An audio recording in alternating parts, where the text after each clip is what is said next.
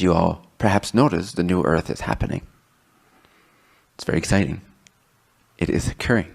This new collective timeline is expressing new ways in which to express the potential of humanity. And so you are all part of this, otherwise you would not be here at this time in this form, part of this collective. And things are changing, and things are changing fast, and they'll continue to change faster and faster. And the fact that it changes faster and faster will start to change faster and faster.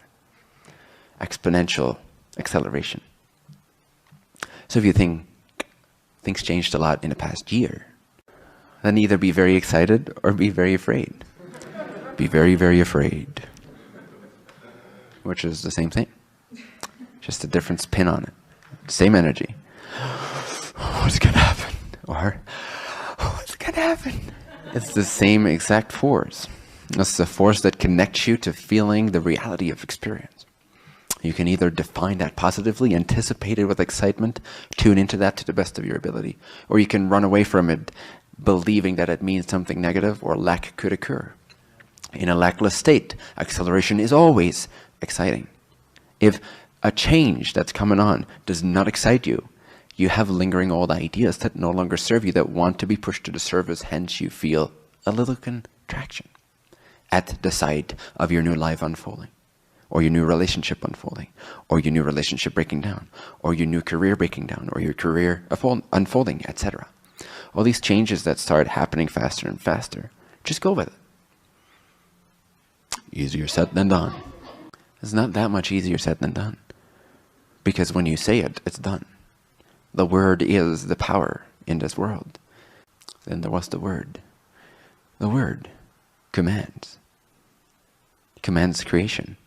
Commands the way it operates. So by the word, I mean you're not just verbally, although that's a powerful entrance point as well. For most human beings, it's sort of an entrance point. But the word, in my experience, is simply what I sometimes call concepts or conceptual navigation, which is not concepts on sort of that little lower mind level, but it's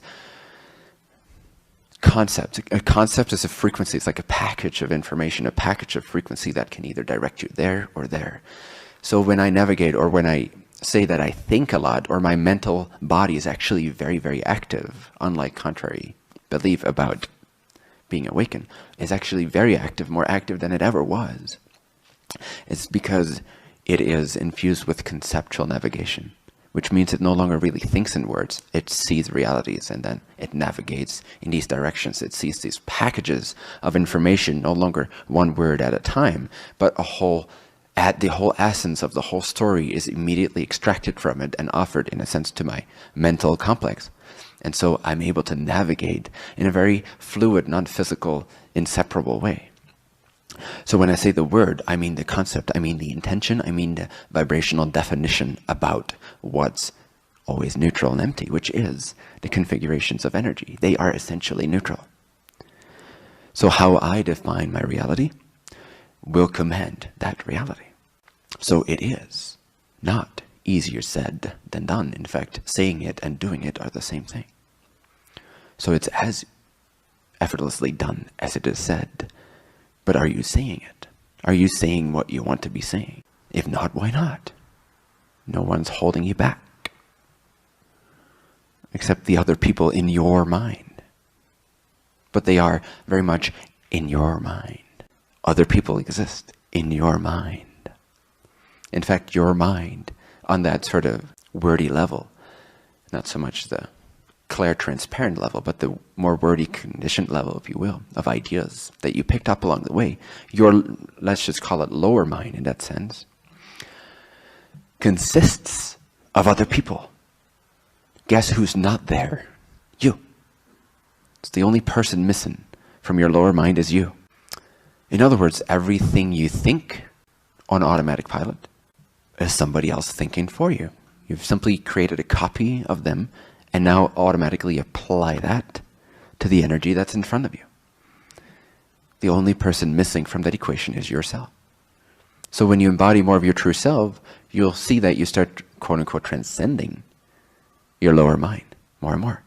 Or it becomes more empty and transparent and naturally transformed or altered according to your alignment. Does that make sense? So if you want to look for advice as to how to navigate through life, then I have one suggestion for you, which is don't listen to your automatic mind, because you're not there. Everyone else is there. But then you're just creating a combination of other people's lives, which you've done for many years. You've explored, and you know it's not that much fun. Unless or until something genuine starts pouring down on you, opening up and making courageous choices. Often when we feel like, yes, I really transcended myself in that moment and made a courageous choice, I just went for it, I was really bossy. That's often when we have reconnected to our higher selves beyond the lower mind, and then from that place are inspired and know, because that energy transmits lacklessness. And so we tap into a true reality of confidence, of doubtlessness. And from that state, we were able to make a decision. And then, usually very soon after, it's like, what did I do? What have I done?